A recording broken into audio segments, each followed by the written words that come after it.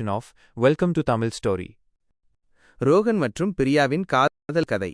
ரோகன் மற்றும் பிரியாவோட காதல் கதை படத்துல வர்ற மாதிரி பரபரப்பானதில்லைங்க.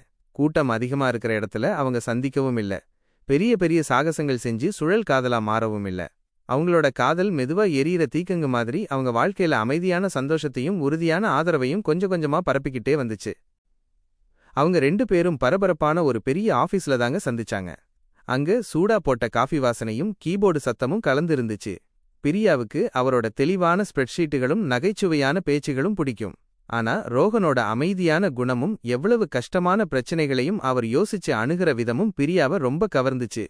முதல்ல அவங்க வேலைய பத்தியும் வாடிக்கையாளர்களோட காலக்கெடுவை பத்தியும் பேச ஆரம்பிச்சாங்க. அப்புறம் பொதுவான விருப்பங்கள் பத்தியும் தினசரி சாதாரண பேச்சுகளோட வசதியான தாளத்தை பத்தியும் பேச ஆரம்பிச்சாங்க. அவங்களுக்கு ரெண்டு பேருக்கும் ஆர்வம் அதிகம்னு கண்டுபிடிச்சாங்க. மறைஞ்சிருக்கிற நீர்வீழ்ச்சிகளை பார்க்கவும் அடர்ந்த காடுகள்ல நடந்து போகவும் அவங்க ரெண்டு பேருக்கும் ரொம்ப பிடிக்கும். இந்த சாகசங்கள் தான் அவங்களோட காதல் மலர ஒரு பின்னணியா அமைஞ்சிச்சு.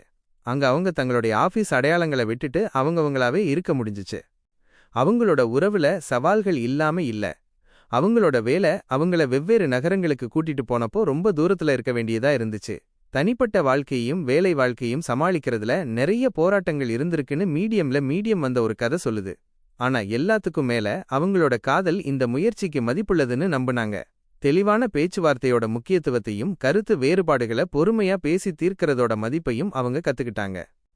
பல வருஷங்களுக்கு பிறகு அவங்க கட்டி முடிச்ச வீட்டு வாசல்ல உட்கார்ந்து சூரியன் அஸ்தமிக்கிறத பாத்துட்டு இருந்தப்போ பிரியா ரோகனோட கைய மெதுவா பிடிச்சா. அவங்க ரெண்டு பேரும் சேர்ந்து நெய்த வாழ்க்கைக்கு ஒரு அமைதியான ஒப்புதல் அது. அவங்களோட காதல் ஒரு பெரிய அரண்மனை கதையோ ஆடம்பரமான கொண்டாட்டங்களோ இல்ல. ஆனா பகிரப்பட்ட சின்ன சின்ன தருணங்களுக்கும் அமைதியான சம்மதங்களுக்கும் ஒவ்வொரு நாளும் ஒருத்தர் நேசிக்கிறதுக்கான உறுதியான தேர்வுக்கும் ஒரு வாழும் சாட்சி அது.